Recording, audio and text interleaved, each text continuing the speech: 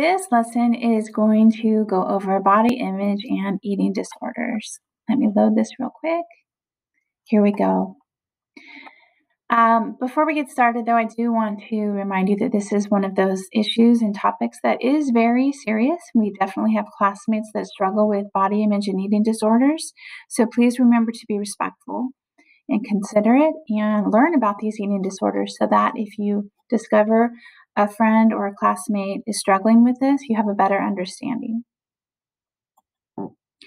Remember to ask questions if you have any. Remember that these slides are available to you on Schoology. And remember that that little pencil symbol at the top of the slide reminds you that there is something important on that slide. All right, we're going to read a story. I'll read the story. It's called The Day Off. It's about a group of kids who have a day off of school, so they're hanging out together. And as we go through each of the slides of the story, I want you to see if you can pick out any signs of disordered eating. Here we go. Several friends had gathered at Jim's house during the day off from school last week. It was 12:30, and Dan suggested, "Let's order some pizza for lunch." "Don't you want my mom to make something for us?" asked Jim. "Oh, no," said Dan. "Why give your mom extra work? And besides, according to my culinary teacher, pizza is a meal in a slice." So what do you think? Any signs of disordered eating yet? I don't think so. Pizza is a pretty common lunch, especially for teens. Okay, let's continue. Annie said, "I'm not hungry. I ate before I came over." Dan said, "Annie, you never eat." "Yes, I do," said Annie. "I have to watch what I eat, or I'll gain weight. I can't eat more than 500 calories a day. So I write down everything I eat to be sure that I don't eat more than I should. And I take a multivitamin pill every day because I learned that vitamin means vital for health." Okay, what do you think? Any disordered eating yet? I hope you picked up on Annie. Annie is only consuming 500 calories a day, and she's writing everything down so she knows exactly how many calories she is and is not consuming. That would be a sign of disordered eating. Remember, the typical American adult needs about 2,000 calories a day, and Annie's limiting herself to only 500. All right, next part.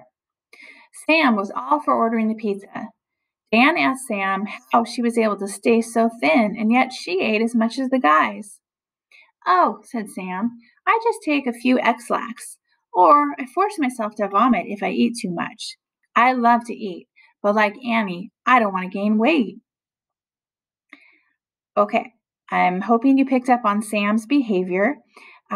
X-Lax is a laxative, which is a medication somebody might take if they're constipated. So it helps their body move their solid waste through their body. Well, I don't think Sam is constipated. She just wants to move that waste through her body so she's not holding on to it. The same thing would happen if she's vomiting. She consumes the food and then she forces herself to vomit it so it doesn't stay in her body. All right, next one. Mark said he wanted a couple of Twinkies and a few bags of potato chips in addition to the pizza. "Make sure you order several. You know I can eat at least 6 slices by myself." That's a lot of food, right? Sounds like Mark might be binging. So Twinkies, potato chips, and pizza. Now, this sounds like a lot of food. So we'll learn later about a binge, but it's basically when a person eats a lot of food in a short amount of time. Okay, let's continue on. "Well, Jen, are you in favor of the pizza?" asked Dan. "Oh, sure," Jen answered. "You know how I enjoy food. I'll just do some extra running and exercising tonight." What do you think? The fact that she's exercising to burn off some of the calories by itself isn't really bad. In fact, we covered, balancing calories in class, and that was one of the recommendations, like exercise a little more if you know you eat a little more than you normally do. So if that's what she's doing, great. on the other hand, if she's being excessive with her exercise, then we might want to be worried. All right, so hopefully you picked up on some of those disordered eating signs as well. Okay, we're going to move into the topic of body image. But before we do that, I want you to watch this video. It's about 4 minutes long. And in this video, they asked several people, young and old and in between. They asked them all the same question, and it's really interesting to hear their responses. The children's responses are very juvenile, and the adults respond in a much different manner. So I just think it's very interesting to see how we perceive ourselves when we're little and then as we get older. So take a couple minutes to watch that and then come back to the screencast. All right, let's talk about body image. Body image is how you see yourself when you look in the mirror or when you picture yourself in your mind. It encompasses or includes what you believe about your own appearance, including your memories, assumptions, and generalizations, how you feel about your body, including your height, shape, and weight, how you sense and control your body as you move. It's how you feel in your body, not just how you feel about your body. So there's a lot of things that influence how we feel about our bodies. And right now, and for several years now, the media has really been influencing people to look a particular way. The beauty industry itself is huge. So on this video clip, it's only about 1 minute and 15 seconds. It's called Dove Evolution, and they take an average-looking woman, they do her hair and her makeup, and then they do a lot of, I guess, kind of Photoshop work to really change her appearance before her picture goes up on a billboard. And it's just interesting to think about. This is very common in the media industry. So just thinking, these pictures that we see in a magazine, on the computer screen and whatnot, we're looking at people who might not even exist. And I say that because the woman you see at the end of this video on the billboard doesn't exist after all of the changes they did to her compared to the woman in the very beginning. So you tell me, does media influence somebody's body image and how they should look? So you can watch that video. It's just a little over 1 minute. And here is one more video all about beauty pressure. It's also 1 minute and 15 seconds, and it just gives you a real quick glimpse of some of the images that we are exposed to, the pressures we're exposed to throughout the day. Hundreds of images every day, from things that we see at the grocery store to things we see on a TV commercial and ads that show up online, on social media, that all could influence how we feel about ourselves, maybe make us feel inferior, like we have to buy a product or we should look a certain way. So again, you be the judge of this. Does media influence you and your body image and whether you're happy with your body or not? All right, let's move on to eating disorders. So an eating disorder is when a person has a serious disturbance in eating patterns or eating-related behavior. It's characterized by negative body image and concerns about body weight or body fat. 10 signs of an eating disorder. This is very general right now. In a few moments, we'll learn about 3 specific eating disorders. This is just general signs right now that somebody might have an eating disorder. So one sign is drastic weight loss. Another sign is preoccupation with counting calories.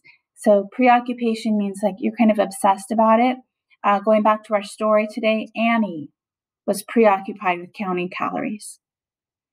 Third one, the need to weigh yourself several times a day. So I'm not sure if you're aware of this, but your weight naturally fluctuates throughout the day as you eat and go to the bathroom and sweat and drink beverages and all of that throughout the day. So your weight's naturally going to go up and down.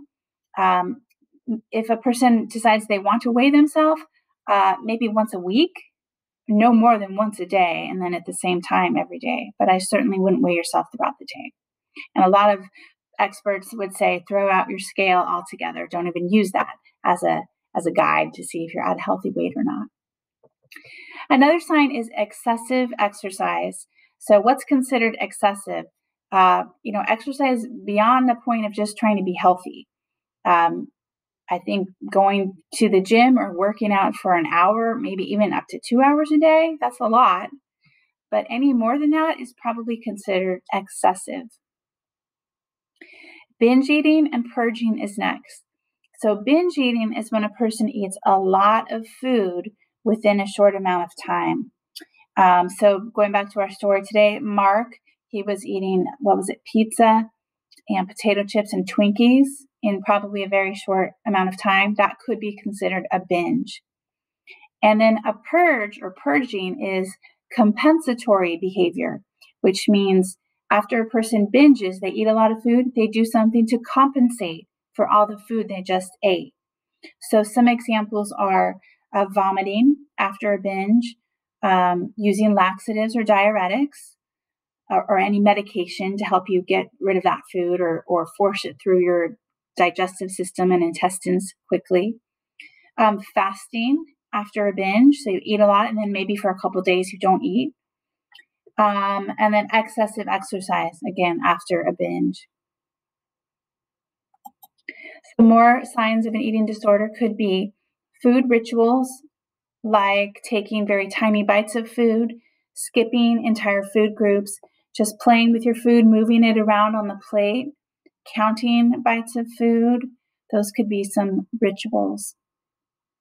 Next, it says avoiding meals or only wanting to eat alone, or making excuses like, oh, I already ate, I'm not hungry, I'll eat later.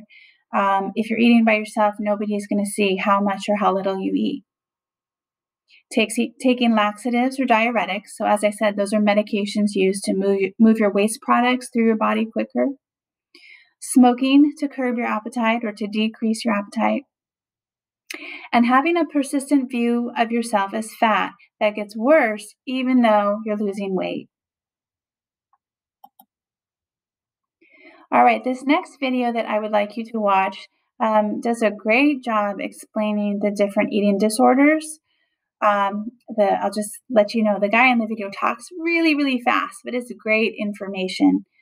The video in total is about 10 minutes long, but if you want to stop it around 6 minutes and 40 seconds, that's a good stopping point. After that, he starts talking about body dysmorphia, which you can certainly watch, but I wanted you to mainly focus on the 3 types of eating disorders.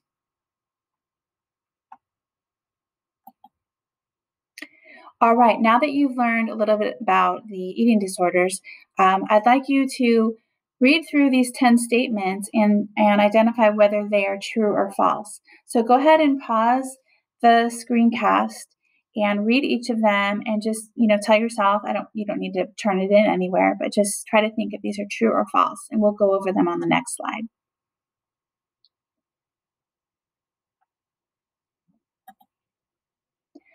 Okay, let's see how you did. Eating disorders have a lot to do with control, number 1, and that is true. A person may have a lot of chaos and lack of control in their life, but when it comes to your food and what you eat and what you put in your body or don't put in your body or force out of your body, you have control over that. Number 2, eating disorders are harmless to the body. That is false. In fact, eating disorders can be deadly. Number 3, eating disorders are like an addiction or a disease. That is true. You'll notice we're covering them in our mental health unit. Number 4, eating disorders are just a phase people go through and they'll eventually get over it. That is false. I have known people that have struggled for years with eating disorders. Many people need professional help to learn how to eat healthy again. Number 5, both males and females can be victims of eating disorders. That is true. It seems like they are much more common in females, However, men, some experts believe that men might just be better at hiding them than women are. Let's see. 6, eating disorders can be fatal. That is true. 7, eating disorders can affect all ages, children, teens, and adults. That is true. And unfortunately, we're seeing kids at younger and younger ages have some of these distorted eating behaviors. Number 8, you can always tell someone has an eating disorder just by their appearance. That is false. That is wrong on here. I will change it on the slides. That is false. People can be overweight or thin for so many reasons that may have nothing to do with an eating disorder. It could be a medical condition, hormonal issues, food allergies, medications that they're taking. So again, number 8 is false. This is wrong on the slide, so I will change it on the actual slideshow. Make a note. Number 9, people can have more than one eating disorder. That is true. Or they might start by just maybe binging, and then they start into anorexic behaviors. And 12, thinking about food all the time is a symptom of an eating disorder, and that is true. And I'll fix that typo.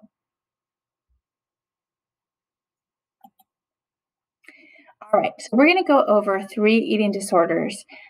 These are the ABCs of eating disorders. A is for anorexia, B is for bulimia, and C is for compulsive overeating. Okay, so a little bit about anorexia.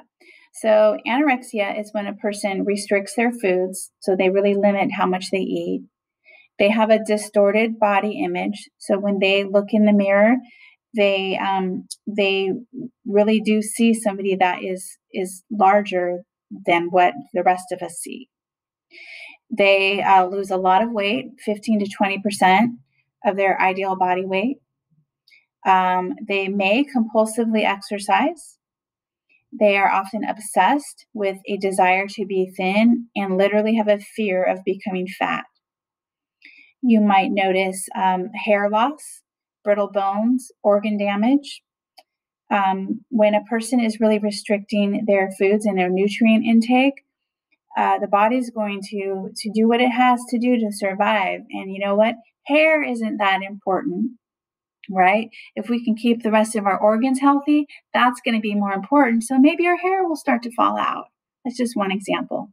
But eating disorders can be obviously very, very dangerous.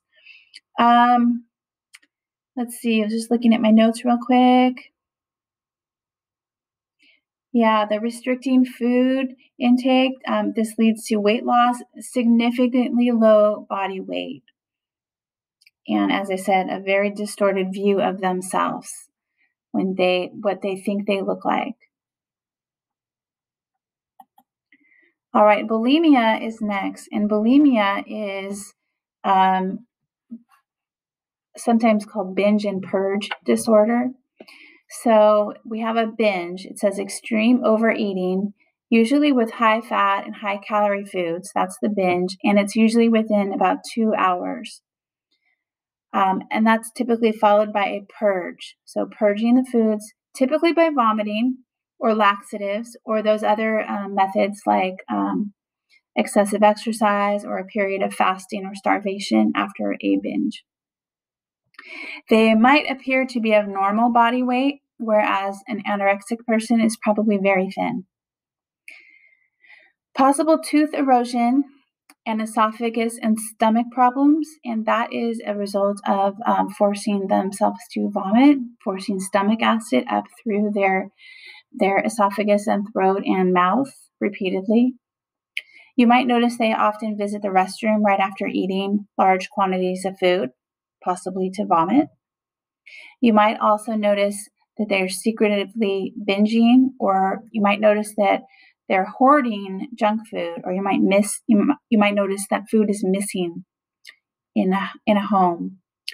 So in order for somebody to be diagnosed with bulimia, they have to binge and purge.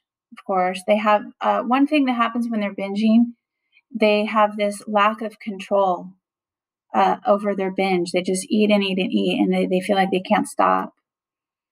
But the binge and purge episodes happen on average once a week for 3 months in order for a person to be diagnosed with bulimia. So, for example, if you or a friend, if you've heard of somebody who maybe binged and purged one time, that does not make them bulimic. It's the repeated behaviors. All right, and then the C is for compulsive overeating. This is also called binge eating disorder. So this is when a person regularly eats large quantities of food at one time, which is a binge. They eat quickly until they're uncomfortably full. So very similar to the bulimic when they're binging, they feel out of control during this binge.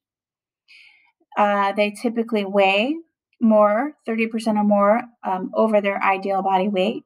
They have excess body fat, a lack of control over their eating habits and exercise, and possible effects of their binging and purging, just their binge, and the foods that they're binging are weight gain, high blood pressure, heart disease, and diabetes. So this is like bulimia without the purge. All right, so how could we help somebody if we notice some of these signs in a friend? Well, remember, you can't force someone to seek help or to change their habits or to adjust their attitude. You can't say, here, anorexic friend, eat this food, it's really good. It just doesn't work that way. But what you can do is learn about eating disorders. You yourself can learn the differences between the facts and myths about weight and nutrition and exercise and what's considered healthy and appropriate. You can be honest. You can talk openly and honestly about your concerns with your friend. And remember to be caring, but be firm. Compliment your friend's personality and successes and accomplishments and things that have nothing to do with their appearance. Remember, true beauty is not skin deep. Be a good role model yourself in regard to sensible eating, exercise, and accepting yourself and your body image. And tell a trusted adult, a counselor, a doctor, a parent, or a friend who could help. Okay, so this brings us to an assignment called Helping a Friend. This is a Schoology assignment. So if you go into the Body Image and Eating Disorders folder, you will find this assignment. You're going to read through the scenarios and just identify how you could help this friend, what eating disorder you think they might be struggling with, why, what are the warning signs they're showing, and ultimately how you can help them. All right, so we started this slideshow today with talking about body image. So what can we do to have a good body image? So here's a list of 10 things. First, appreciate all that your body can do. So instead of thinking negative about all the things you can't do or what's wrong with you, appreciate what you can do. Like, I may not be able to run a marathon, but I can run a mile. It's a slow mile. You can probably run faster than me, but I could run a mile if I had to. Keep a top 10 list of things that you like about yourself. Remind yourself that true beauty is not simply skin deep. True beauty comes from within. Look at yourself as a whole person, not just maybe a number on a scale. Surround yourself with positive people who bring you up and encourage you and motivate you. Shut down any voices you might have in your head that tells you things like your body's not right or you're a bad person. Wear clothes that are comfortable and make you feel good about your body. Become a critical viewer of social and media messages. Remember, the beauty industry, the diet industry, the fitness industry, those are huge industries that make a ton of money. So, are they really trying to help you be healthier? Do you need to use a product? Are they telling you don't look right, or are they trying to make some money? Keep that in mind. Do something nice for yourself. And use the time and energy that you might have spent worrying about food or calories or your weight to do something to help other people. We typically always feel better when we're doing something to help others. All right, so just a moment ago, one of the things we can do to work on our own body image is to write down things that we are happy about with ourselves. So this is another assignment for you on Schoology.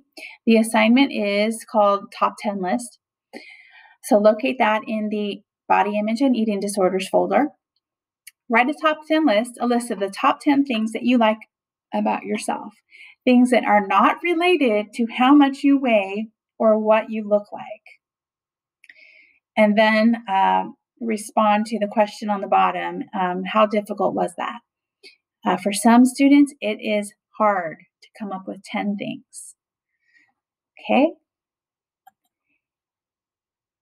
And the last bit here is about treating eating disorders. So treating an eating disorder usually involves many different treatments combined together. So it says the most effective and long-lasting treatment for an eating disorder is some form of psychotherapy or psychological counseling, coupled with or along with careful attention to your medical needs and your nutritional needs. So a lot of people under treatment will actually go to a hospital or a facility where that's what they focus on, 100% helping people get through eating disorders. So there's a lot of therapy and counseling. There's doctors and nurses there monitoring your physical body status, as well as dietitians and nutritionists working on helping you to understand food and how food is fuel, how we need food, and how to feel good about eating healthy foods. All right, and that is the last slide. So go ahead and work on those 2 assignments and watch the videos that are linked in there. And if you have any questions, please shoot me an email.